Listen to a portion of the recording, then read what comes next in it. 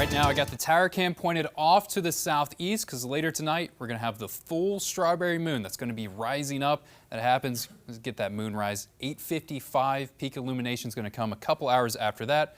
Going to be the first full moon of the summer because, well, summer officially started yesterday. We've had summertime heat, summer-like heat. That's been rolling in for really the last week and a half. Temperatures are still warm right now, upper 80s. That is where we have found ourselves all week long. We're going to get a break in the pattern once we get into this weekend. I don't think we're getting upper 80s. I think we're getting low 90s. It's going to get even worse. And then once we get into the work week, I think even hotter. We're going to get into those mid-90s as well. No rain today.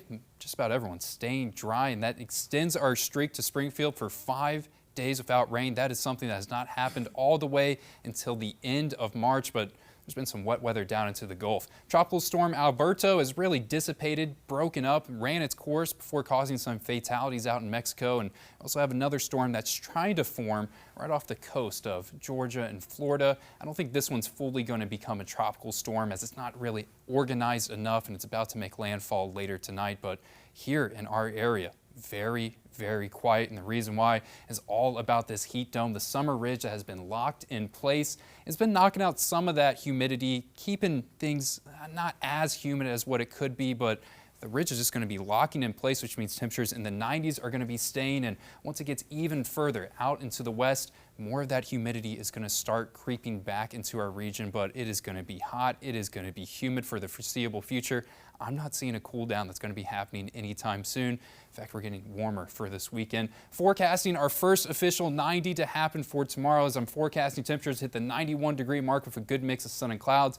Winds a little light out of the south, but really not enough to give you much relief that's going to be out there. Sunday, temperatures are going to be just very similar to what we're getting Saturday, but we do have some rain chances that could be coming in that early morning hour, which will return some moisture back, which means it is going to be hot, it is going to be sticky, and you're really going to feel it on Sunday. We start to get back into those oppressive values. I think the heat index for Sunday, that can challenge the triple digits, and it's only going to get hotter once we get into Monday and Tuesday before some relief is going to be coming on Wednesday. That's kind of our big cool down day, but even that just going to get us right back down to average. Look like we're staying dry for tonight, dry for Saturday as well, but once we get later on into Saturday night, that we're going to see a cold front that's going to develop and return some thunderstorm chances. I think most people will be staying dry, but it's really in central Missouri that we can see that rain that's going to be coming back for it pushes out of the way early on Sunday, and then the heat is just going to be keep on rolling. If you're wanting a break from the heat, I'm sorry, not going to be happening this week. The coldest day we got on that full 7-day forecast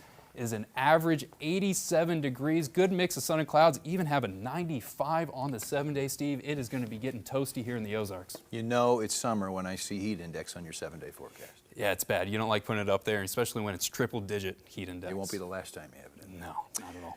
All right, the persistent heat could turn dangerous in parts